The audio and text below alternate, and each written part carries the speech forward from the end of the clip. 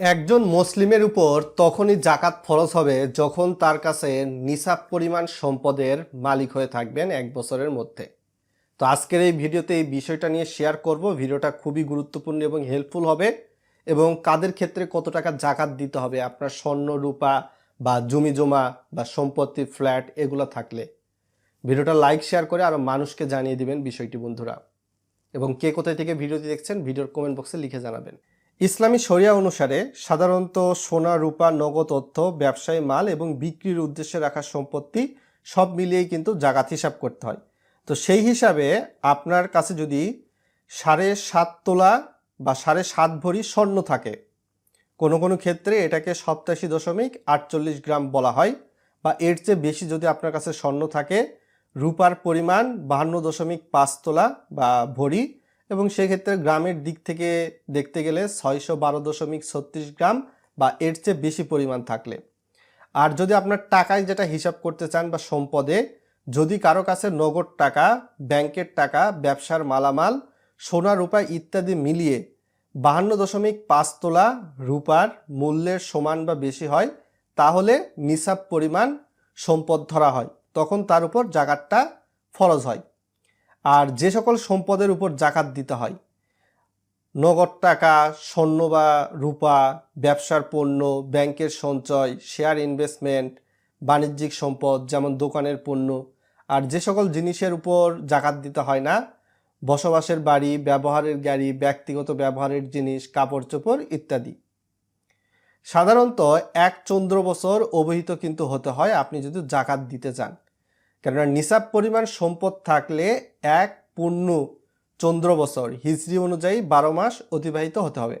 অর্থাৎ যেদিন আপনার সম্পদ নিসাব পরিমাণে পৌঁছাবে সেই দিন থেকে 1 বছর পূর্ণ হলে জাকাত দিতে হবে। যদি 1 রমজানে সম্পদ নিসাব হয়, তাহলে পরের বছর 1 রমজানে জাকাত দিতে হয়। বুঝতে পেরেছেন? এখন কিন্তু জাকাত দেওয়া অনেকেই শুরু করেছে। তো সেই হিসাবে 52.5 ভরি বা নিসাব পরিমাণ রূপা বা এর চেয়ে বেশি রূপা থাকলে প্রতি ভরি রূপায় আপনার জাকাত কেমন আসতে পারে? সাধারণত 22 ক্যারেট, 21 ক্যারেট, 18 ক্যারেট বা পুরাতন রূপা কিন্তু দেখা যায়, এবং প্রত্যেক ক্যারেটের উপর ভিত্তি করে রূপার দাম প্রতি ভরি কিন্তু ভিন্ন হয়ে থাকে। এবং 2026 সালে স্বর্ণ এবং রূপের দাম কিন্তু কয়েকদিন পর পর চেঞ্জ হচ্ছে, তো এই কারণে আনুমানিক ধরা হয়েছে। এবং এক্ষেত্রে প্রতি ভরির দাম কিন্তু 5,949 টাকা 22 ক্যারেটের, এবং এক্ষেত্রে প্রতি ভরিতে আপনার জাকাত আসতেছে 149 টাকা।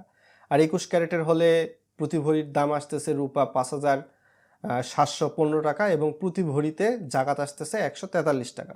যখন আপনার 52.5 ভরি বা এর চেয়ে বেশি হবে, তখন প্রতি ভরির উপর ভিত্তি করে আপনার জাকাতের পরিমাণটা কিন্তু গণনা করতে হবে। এই যে দেখুন, 52.5 ভরি গুণিতক 1 ভরির দাম মোট মূল্য আসবে। এই মোট মূল্যকে 40 দিয়ে ভাগ দিলে আপনার কি পরিমাণ অর্থ জাকাত আসবে সেটা আপনি বের করে নিতে পারবেন। লাইক অ্যাজ এখানে যদি 52.5 ভরি রূপের কথা বলি, তাহলে সেটা কত ক্যারেট রৌপ্য সেটার প্রাইস দিয়ে গুণ দেওয়া হয়েছে, তারপর পরিমাণ বের হয়েছে, তারপর 40 দিয়ে ভাগ দিলে এই যে 52.5 ভরি রূপার জাকাত আসতেছে 7,808 টাকা এরকম। তো এইভাবে কিন্তু 18 ক্যারেটের প্রতি ভরির উপর জাকাত 122 টাকা আসতেছে। এখন যদি স্বর্ণের হিসাবে যাই, এখন তো স্বর্ণের দাম খুবই ওঠানামা করতেছে। 22 ক্যারেটের স্বর্ণ প্রতি ভরির দাম হচ্ছে 1,68,214 বর্তমান বিবেচনায়, এবং 7.5 ভরি বা এর চেয়ে বেশি স্বর্ণ থাকলে তখন প্রতি ভরিতে আপনাকে কিন্তু জাকাত দিতে হবে। তো সেই হিসাবে 22 ক্যারেটের প্রতি ভরিতে জাকাত আসতেছে 7,705 টাকা। 21 ক্যারেটের প্রতি ভরিতে জাকাত আসতেছে তার দামের উপর ভিত্তি করে 6,401। 18 ক্যারেটের প্রতি ভরিতে জাকাত আসতেছে দামের উপর ভিত্তি করে 2.5% যেটা 5,415 টাকা, এবং সনাতন পদ্ধতিতে প্রতি ভরিতে জাকাত আসতেছে 2.5% 4,479 টাকা। তো প্রতি ভরি জাকাত সমান 1 ভরির দাম ভাগ 40, এবং 7.5 ভরি যদি আপনার স্বর্ণ থাকে বা এর চেয়ে বেশি স্বর্ণ থাকলে এখানে সেই পরিমাণ স্বর্ণের ভরিটা লিখলে হবে প্রতি ভরির দাম গুণিতক 7.5 দিলে আপনি হিসাবটা বের করে নিতে পারবেন প্রতি ভরিতে আসলে জাকাত কেমন আসতেছে। এই বিষয়টার জন্য আপনাদের কাছে কিন্তু খুবই গুরুত্বপূর্ণ এটা একটা বিষয়। দেনা বা ঋণ বাদ দেওয়া, জাকাত হিসাব করার আগে যে ঋণ বা দেনা এখন পরিশোধ করেননি তা পরিশোধ করা জরুরি, তা মোট সম্পদ থেকে বাদ দিতে হবে। সেটা ব্যাংক ঋণ হতে পারে, ব্যক্তিগত ধার বা দেনা, ব্যবসার দেনা, পরিশোধযোগ্য কিস্তি বা এনজিও থেকে ঋণ হতে পারে। আর জাকাতযোগ্য সম্পদের মোট মূল্যের 2.5% অর্থাৎ 1/40 জাকাত দিতে হবে। তো কারো কাছে 5 লাখ বা 10 লাখ টাকা যদি থাকে, সাপোজ আমি আপনাদের সুবিধার্থে কি পরিমাণ জাকাত দিতে হবে এটা আপনাদেরকে দেখাচ্ছি। সাপোজ প্রতি লাখ টাকায় জাকাতের হিসাবটা কেমন হবে? প্রতি লাখ টাকায় জাকাতের হিসাবটা হবে 2500 টাকা। তো মোট টাকা ভাগ 40, তাহলে কি পরিমাণ টাকা রয়েছে তার উপর ভিত্তি করে আপনার জাকাতটা কীরকম আসবে সেটা দেখতে পারবেন। লাইক অ্যাস 1 লাখ টাকায় যদি 2500 টাকা জাকাত হয়, 2 লাখে 5,000, এভাবে 4 লাখে 10,000, 6 লাখে 15,000, 8 লাখে 20,000, 9 লাখে 22,500, 10 লাখে 25,000, এইরকম জাকাত আসতেছে। উদাহরণ দিয়ে দেখায় দিয়েছি প্রতি লাখে।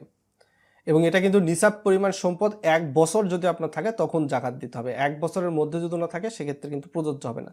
তো 5 লাখে জাকাত আসতেছে 12,500, আর 10 লাখে জাকাত আসতেছে 25,000।